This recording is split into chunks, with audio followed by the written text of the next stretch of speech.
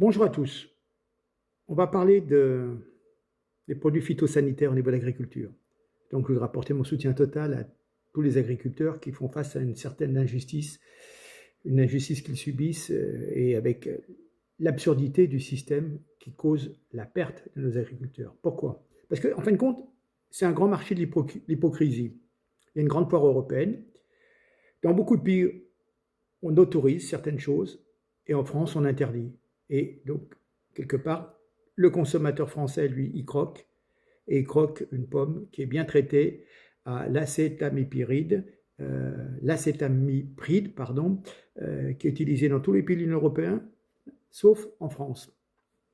Donc, pendant que nos agriculteurs français se font étrangler à coups de normes et de surcoûts, les rayons des supermarchés français se remplissent tranquillement de patates, fruits, gâteaux importés, parfumés à une certaine sauce chimique que nous, pauvres Gaulois disciplinés, n'avons plus le droit d'utiliser.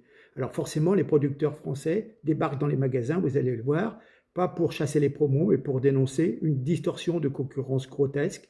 Eux doivent jouer à la ferme bio, tranquille, pendant que leurs voisins italiens, espagnols, polonais arrosent généralement leur culture d'un certain pesticide interdit chez nous.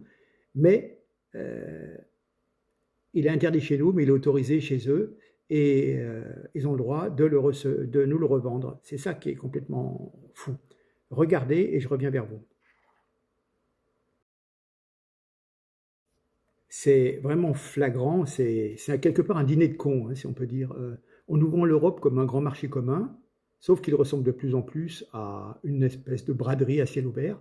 En France, on serre la vis réglementaire, histoire de donner bonne conscience aux politiques, et notamment avec les écolos. Et puis dans les autres pays, on ferme les yeux, parce qu'après tout, un peu de chimie dans l'assiette, ça passe mieux avec le drapeau européen, drapeau étoilé. Voilà. Donc le consommateur va payer plus cher. Pendant ce temps, l'agriculteur français crève et les produits importés bourrés de molécules interdites envahissent les caddies dans nos supermarchés français. Voilà, hein. Comprenez qu'il n'y a pas d'unité européenne, on n'a pas les mêmes règles. C'est comme si vous organisiez un match de foot où une équipe joue pieds nus pendant que l'autre court avec des crampons et encore plus dopés, hein. Et à la fin, ben, ce sont nos agriculteurs qui se prennent le carton rouge et puis ben, qui vont mourir petit à petit. Donc cette fameuse loi du plomb, c'est le dernier clou dans le cercueil. Euh, il y a plus de contraintes, plus de coûts, moins de compétitivité. Alors je comprends que certains disent attention, il y a de gros problèmes au niveau santé pour les enfants et tout. Je veux bien entendre ça. Mais pendant ce temps, 26 autres pays continuent de produire légalement ce que nous n'avons plus le droit de faire. Et ces produits circulent librement dans nos supermarchés. C'est le libre-échange qu'ils disent. Les agriculteurs envisagent, enfin, ils ne veulent pas lâcher le morceau avant mi-septembre, histoire de rappeler que l'on ne nourrit pas un pays avec des slogans écologiques hypocrites, mais avec une agriculture qui a les moyens de tenir debout et qui, si on veut qu'elle puisse se challenger avec les autres pays, ben, voilà, hein. Donc évidemment, chaque fois que vous allez mettre vos patates importées dans le panier quand vous faites vos courses, vous payez deux fois, vous payez une fois la caisse, et puis ben, il va falloir aussi payer les agriculteurs qui vont se retrouver au RSA parce qu'ils auront complètement perdu leur exploitation, parce qu'ils seront plus rentables, et puis ils auront beaucoup trop de pertes de fruits pourris.